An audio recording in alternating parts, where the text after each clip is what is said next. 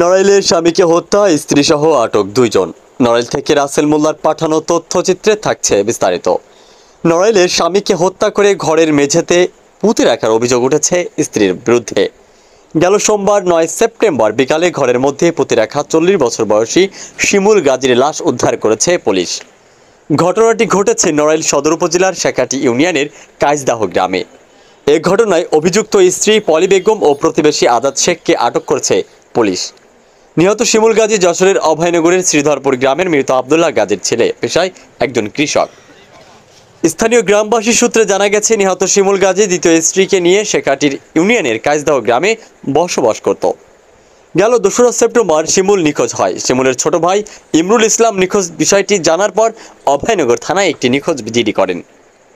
পরে তার ভাই শিমুল যেখানে বসবাস করত ওই এলাকার শেখাটি পুলিশ ফাঁড়িতে নিখোঁজের বিষয়ে সেখানেও অভিযোগ দায়ের করেন।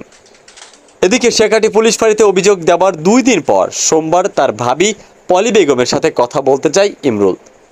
সে সময় ঘরের মধ্যে এক কোণায় নতুন মাটি দেখতে পেয়ে সন্দেহ হয় তার। পরে তিনি বিষয়টি পুলিশ ফাঁড়িতে এসে কর্তব্যরত পুলিশকে জানালে পুলিশ ঘরের মাটি খুঁড়ে শিমুলের লাশ উদ্ধার করে। নিহত শিমুলের ভাই ইমরুল ইসলাম জানান, ধারণা করা হচ্ছে ভাবি পলির সাথে ঘের ব্যবসায়ী আজাদ শেখের বন্ধুত্বপূর্ণ সম্পর্ক ছিল। তারা রাত 9টা থেকে 10টা পর্যন্ত একই সাথে থাকতেন। তিনি তার ভাই হত্যার জড়িতদের বিচারের দাবি জানিয়েছেন। আমার ভাই এই জায়গায় গত 31/9 তারিখে এই জায়গায় আসার পরে আমরা কোনো খোঁজ খবর নিই না। যেহেতু ওনার 2 স্ত্রী, একটা এই জায়গা থাকে আর একটা আমাদের বাড়িতে থাকে। এখন আমাদের একটা অনুষ্ঠান হবে, আমার ভাগ্নির ছেলে দেখতে যাব। এখন আমার আপা ওর কাছে ফোন দেয়, ফোনে না পাওয়ার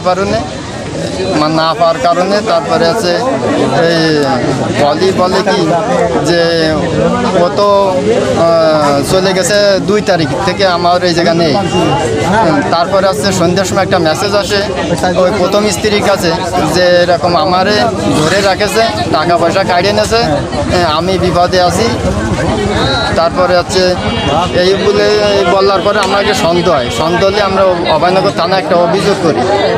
অভিযোগ করার পরে তারপরে আজকের আমরা কোথায় গেল কি দেখি গেল এই গ্রামে আসছি খুঁজতে আসে। তারপরে ক্যাম্পে যোগাযোগ করলাম, শেখাটি ক্যাম্পে যোগাযোগ করার পরে তারপরে এই ওনাকে জিজ্ঞাসাবাদ করা হলো। তারপরে আমরা যে বললাম যে বাড়ি এই অবস্থা, নতুন মাটি তোলা রয়েছে।